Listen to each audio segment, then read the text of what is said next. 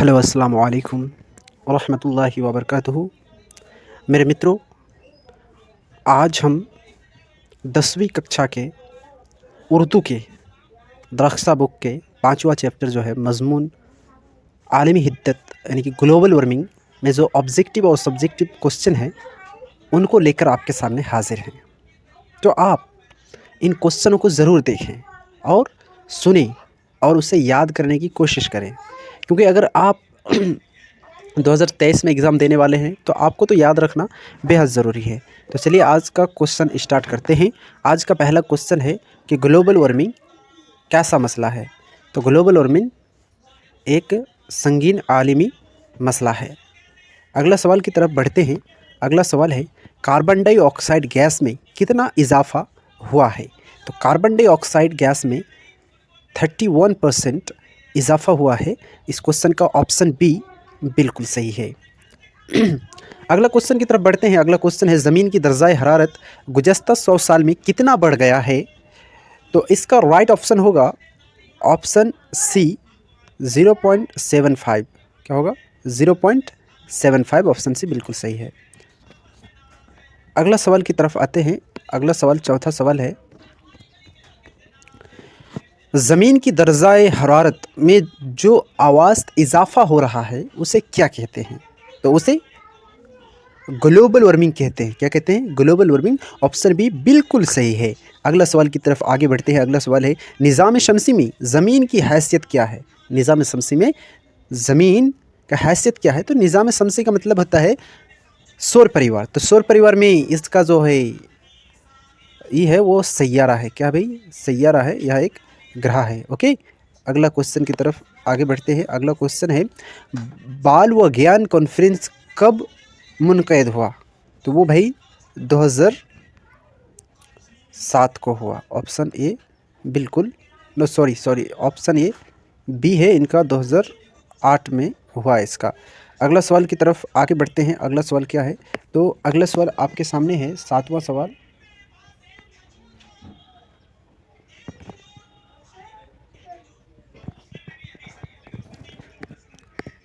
Kyoto में global warming पर conference कब हुई थी। तो काइटो में ग्लोबल वार्मिंग 2007 में हुई थी। कब हुई थी? 2007 में। ऑप्शन बिल्कुल बी बिल्कुल सही है। अगला सवाल की तरफ आगे बढ़ते हैं। अगला सवाल है ग्लोबल वार्मिंग का कॉन्फ्रेंस में कौन मशहूर साइंसदान शरीक हुए थे। तो वो APJ अब्दुल कलाम आज़ाद शामिल हुए थे। इसका ऑप्शन सी बिल्कुल सही है। ऑप्शन सी इसका बिल्कुल सही है। चलिए अगला क्वेश्चन की तरफ आगे बढ़ते हैं। अगला क्वेश्चन क्या है? तो इस चैप्टर में जो है ऑब्जेक्टिव सवाल 9 गो है। अगला मुख्तसर सवालात को देख लेते हैं कि ज़मीन सभी जानदारों के लिए मुनासिब है या गैर मुनासिब। तो आपको सभी को पता होगा कि सभी इंसान या जानदार जो भी चीज़ें उनके लिए ये मुनासिब है। तो हम लिख देंगे ज़मीन सभी जानदारों के लिए मुनासिब हैं। अगर आपको वीडियो अगर क्वेश्चन आंसर लिखना है तो या तो आप वीडियो को रुक कर लिख लें या तो इसका स्क्रीनशॉट ले लें। ओके, अगला सवाल है आपका 2 नंबर की ग्लोबल वार्मिंग कैसा मसला है। ग्लोबल वार्मिंग कैसा मसला है। तो आपको लिखना है जवाब में ग्लोबल वार्मिंग एक संगीन आलमी मसला है।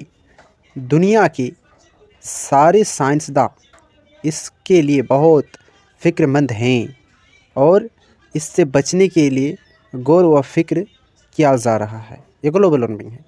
ठीक है, अगला सवाल है आपका क्या है? ग्लोबल वार्मिंग क्या है या किसे कहते हैं। तो ये सवाल आपको लिखना है जवाब में कि ग्लोबल वार्मिंग एक संगीन आलमी मसला है। पिछले 30-40 वर्षों से हमारे ज़मीन का दर्जाए हरारत रफ्ता रफ्ता बढ़ रहा है। ज़मीन की दर्जाए हरारत में जो औसत इजाफा हो रहा है उसे माहिरीन माहौलियत ने ग्लोबल वार्मिंग का नाम दिया है। यानी कि इसको अगर शॉर्ट में आप याद करना चाहते हैं तो ग्लोबल वार्मिंग एक संगीन आलमी मसला है। पिछले 30-40 वर्षों से हमारे ज़मीन का दर्जाए हरारत रफ्ता रफ्ता बढ़ रहा है। ज़मीन की दर्जाए हरारत में जो औसत इजाफा हो रहा है उसे ग्लोबल वार्मिंग कहा जाता है। इतना आप लिख सकते हैं। चलिए अगला सवाल के लिए आगे बढ़ते हैं। अगला सवाल क्या है? अगला सवाल है ग्रीन हाउस गैस में कौन कौन से गैसें पाई जाती है? जवाब में लिखिएगा ग्रीन हाउस गैसों में कौन कौन गैस पाई जाती है? जवाब ग्रीन हाउस गैसों में कार्बन डाइऑक्साइड यानी CO2, methane CH4, nitrous oxide NO2 और ओजोन वगैरह गैस पाया जाता है। अगला सवाल, अगर यहाँ पे आपको एक ऑब्जेक्टिव पूछ दे कि मीथेन गैस कहाँ बनता है, तो वो ज़्यादातर धान के खेतों में बनता है। यहाँ से एक ऑब्जेक्टिव क्वेश्चन आप लोग के सामने आता है कि मीथेन गैस कहाँ ज़्यादा बनता है, तो वो भाई कहाँ पे बनता है? धान के खेतों में और गाय भैंस के गोबर में। अगला सवाल है ये अगर ऑब्जेक्टिव पूछ दे कि कार्बन डाइऑक्साइड गैस कहाँ बनता है CO2 ज़्यादातर, तो ये धुआं वगैरह में बनता है। धुआं मतलब कि किसी चीज़ को आप जला देते हैं, उसके बाद ये जो गाड़ियाँ जलती हैं, जो प्रदूषण होता है, कल कारखानों में ये सब जो है गैस ज़्यादा बनता है, तो ये सब चीज़ जो है वहाँ पे बनता है। अगला सवाल के रूबरू होते हैं। अगला सवाल आपका है 5वां सवाल है ज़मीन की दर्जाए हरारत में कार्बन डाइऑक्साइड और मीथेन का कितना इजाफा हुआ है? जवाब में लिखना है कि ज़मीन के दर्जाए हरारत में कार्बन डाइऑक्साइड का 31% और मीथेन का 149% इजाफा हुआ है। एकदम शॉर्ट में लिख देना, कोई दिक्कत नहीं है, नंबर नहीं काटेगा।